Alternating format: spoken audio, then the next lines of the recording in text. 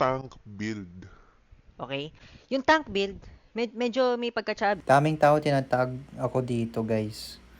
Hindi ko alam kung backhanded compliment to or what, pero may truth ng sinasabi siya dito. It's not even just like badminton.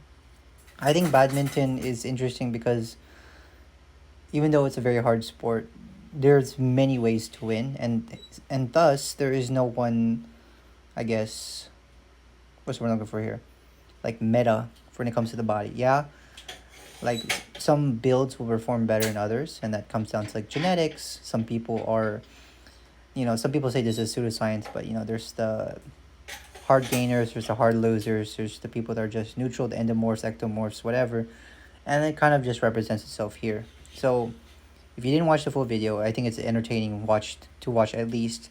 But he basically says he noticed three types of builds in badminton. There's the what's the first one? I forgot. No.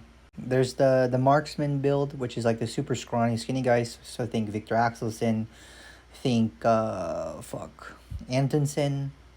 So very skinny, low weight. They might be a little chubby, but overall, by chubby I mean like they're not necessarily lean. They're just very skinny, like very low in terms of weight, both muscle mass and fat.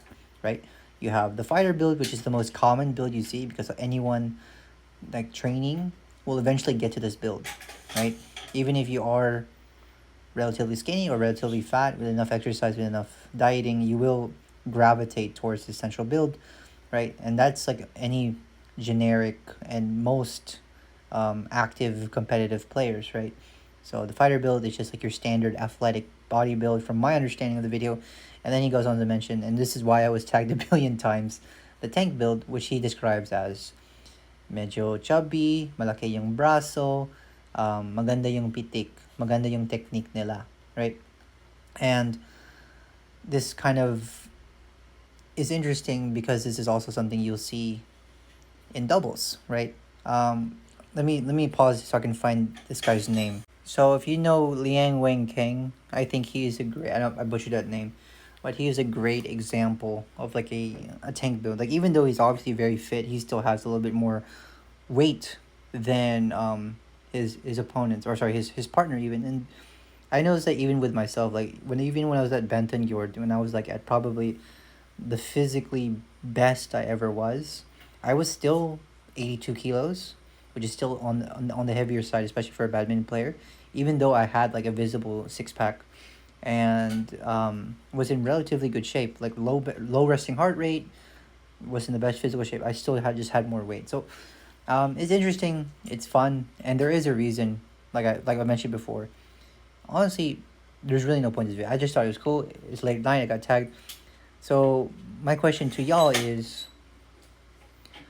what category do y'all think y'all are in, and do you think that even though, for example, you're a marksman, can you play doubles?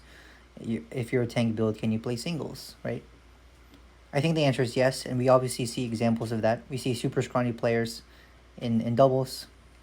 Sukamulio, right, front player. Um, his partner, Lang Wei King's partner, Wang something, the super pokey guy. He's super skinny, right? We also see medyo tank builds in singles, right? Chao Tin Chen, for example, is just a monstrous beast. We also see tank builds in doubles, obviously. But yeah, cool video.